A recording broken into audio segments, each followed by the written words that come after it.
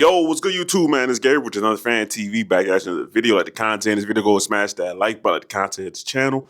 Go and subscribe, man. Look, so we'll talk about the Ravens injury report a little bit today, then also talk about, the Ravens make to me what is a confusing decision, and I'm being quite honest with you, right? But, decided to give Mark Andrews a new contract extension, right? But first, let's talk about the injury report real quick. Hey, look, man, first thing that really pops off is that Darius Washington has returned to practice along with Tavius Robinson, but especially Darius Washington, right? Darius Washington, he tore his Achilles, I believe, like in March. He's already back in, 9 months.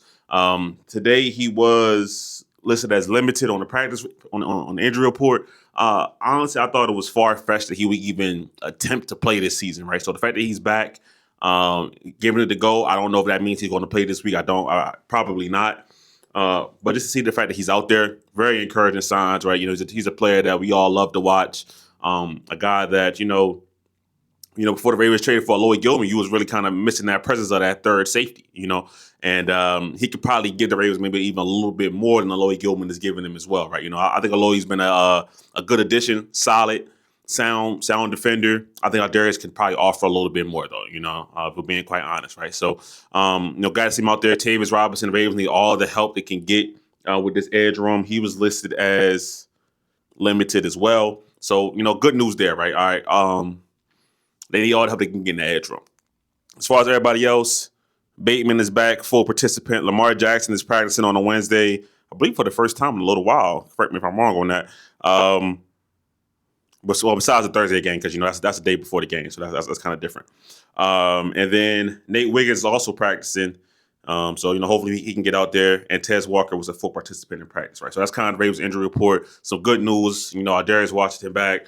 We'll see how he comes along. Tavius Robinson, we really need him out there. The Ravens need all the help they can get at the edge, like I said. So some good news on the injury report, honestly. All right. Now the news of the day, news of the night, out of nowhere. The Ravens and Mark Andrews come to an agreement on a contract extension, okay? 3 years, $39 million, $26 million guaranteed, right? So pretty much the first 2 years of this extension is guaranteed, right? That last $13 million is out there floating in space, right? We'll see if he gets it. He may not. Point being, shocking, really, honestly. That was my first thing, was pure shock. I don't pretend to be no insider or nothing like that, so I didn't see that contract extension coming. I wasn't thinking that was something the Ravens really had to do right now. I didn't think it was a pressing issue. I didn't think it was something that was like, Mark Andrews is out of contract. He's playing well. Let's get him locked up right now so we don't got to worry about that in the offseason. To me, it was actually quite the opposite. That Mark Andrews, he's playing fine. He's playing the best out of the three tight ends that the Ravens have. Likely, if we're being honest, has probably lost himself a substantial bit of money this season. Fair or unfair, that's just what it is. And Kolar's a solid player. I like Charlie Kolar, so I'm not the Ravens don't really give him the opportunities to do much more. But when he is out there, he takes advantage. So I like Charlie Kolar. With that being said, Mark Andrews came into this season with trade speculations on his name. Will his role be cut down because will they lean more heavily to Isaiah Likely, things like that. And really, none of that has really happened. Right? Obviously, he hasn't been traded. He's still on the team. And Isaiah Likely is still tight end number 2. Mark Andrews holds down that number 1 spot. So none of that's happened. So all of that from the offseason didn't matter. But still, the timing to me is interesting. We're during the season. We're giving an aging tight end, $13 million a year, when you really did not have to do this right now. That's kind of my thing about it too. Why right now? Maybe there's some type of contract implications that is saving the Ravens money, but I haven't seen that reported. So to me, that's the number one confusing thing. Why right now? We're in the middle of the season. It's not like he's playing amazing. It's not like he's balling. It's not like, what are the Ravens going to do without Mark Andrews? No, he's playing fine. He's doing typical Mark Andrews things, right? Listen, I love Mark Andrews. He's the Ravens triple count holder, receiving yards, receptions, touchdowns. He holds all of that for the Ravens. So great play. We love Mark Andrews. But honestly, if I'm being honest with how I feel, nothing so far this season has said to me that it still wasn't time to move on from Mark Andrews at the end of the year. So that's why doing it right now, we got to get this contract extension done, doesn't really make much sense to me. Because if anything, right, you pay Mark Andrews $13 million a year right now. Let's say that Mark Andrews say the Ravens make the playoffs. Mark Andrews has one of those Mark Andrews playoff games that he's had before previously, drop a couple passes, head not in the game, not doing his best. That $13 million price tag goes way down. So you kind of playing Mark Andrews at a peak that he's not at when you're paying him right now. Why are you paying Mark Andrews $13 million a year, right? And listen, there's nothing against Mark. This is really about the front office. What's the decision maker here? What's the thought process of doing that right here, right now, when you didn't have to do that? There was no pressure to get this deal done immediately. You could have easily waited on this. They could have did this in the offseason. And in the offseason, it probably would have cost you a lot less than $13 million a year. So when I look at this team and all the issues that they have, when we talk about at the line of scrimmage on both sides of the football, because, protecting Lamar Jackson is the number one asset. So we're talking about, when you have guard play that's not good, Ronnie Stanley's been up and down and Roger Rosengarten has regressed, and Linderbaum hasn't been his best self. To me, paying the tight end isn't top of the line needs. Now, just because you pay the tight end doesn't mean you're going to ignore everything else. Of course, I'm not saying that. But when it just comes to prioritizing what's really necessary, I don't really get how paying Mark Andrews right now was a necessary move, right? So that's kind of where I stand on it, right? To me, it's just a very confusing thing to do. Mark Andrews this year, let's just look at his numbers real quick. 37 catches, 332 yards, 5 touchdowns, 9 yards a pop, right? That's what he's got right now. Let's see what that ranks as far as the team goes. So,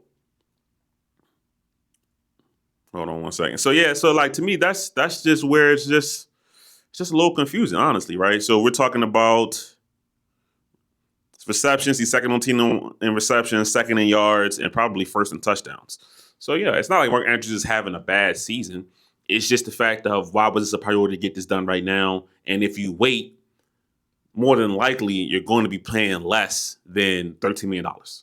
So nothing against Mark Andrews, like I said many times. He's an all-time great Raven. He's probably a ring of honor type of Raven. When he does officially hang up the cleats.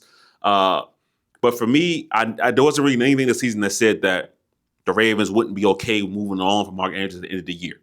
I still think that I probably should have did that, because for multiple reasons, right? You got younger guys on the roster. Kolar Likely's price tag is dropping because he hasn't played that well this year. That's one thing. And then also the Ravens really scout the tight end position really, really well. They probably could have picked somebody with one of their million, 4th round, 5th round picks that they always have and got another tight end, not to replace Mark Andrews, replace that value, but to be a second, third guy, and you bump Likely and Kolar up the roster, the younger guys, right? So that's kind of my thoughts on it, right? And then, speaking of Likely, what does this mean for him? We're being quite honest, when we had the training camp videos and we were doing all that daily and whatnot, there was rumors that Isaiah Likely was going to sign his contract, that it was a contract that was on the table. This is all, the Ravens insiders and whatnot saying this. But then he got hurt. And that's kind of the last thing we heard of that contract. We haven't heard of it since. Now the season has started. He's got back to playing. Lamar Jackson has missed time, obviously. But even when Lamar Jackson has been back, Isaiah Likely hasn't been a focal part of the offense. And he hasn't played that well. And then the last thing that we saw from Isaiah Likely is obviously the big fumble versus the Bengals. Just kind of like a boneheaded play, not securing the football. So I wonder what this means for him. Do the Ravens bring him back? Are they comfortable letting him walk? I'm not telling Isaiah Likely he's the best tight end in the NFL. It's a mistake to let him leave the building. I'm not telling you any of that. But to give Mark Andrews a 3-year contract extension and then let Isaiah Likely walk, to me would be an interesting move and probably a mistake, if I'm being quite honest, right? Now, listen, the Ravens can still do the same thing, right? They can have Andrews as tight end 1 for the next 2 years and still draft a tight end in the 4th, 5th round and let him learn, let him develop. And then by the time Andrews is really ready to go, that tight end is ready to take over, right? That's something that can obviously 100% still happen. So that's not on the table at all. I'm just more confused by the move, by the timing of it, and what does it mean for this tight end room and this passing game overall, right? Mark Andrews is a great player. Lamar Jackson loves Mark Andrews. That's the safety blanket over the middle of the field. But to me, was this move necessary exactly right now? And that's my question. So give me your thoughts on it. Give me your opinions on it. But I'm going to get out of here, man. It's Gabriel to the Fan TV. I'm out.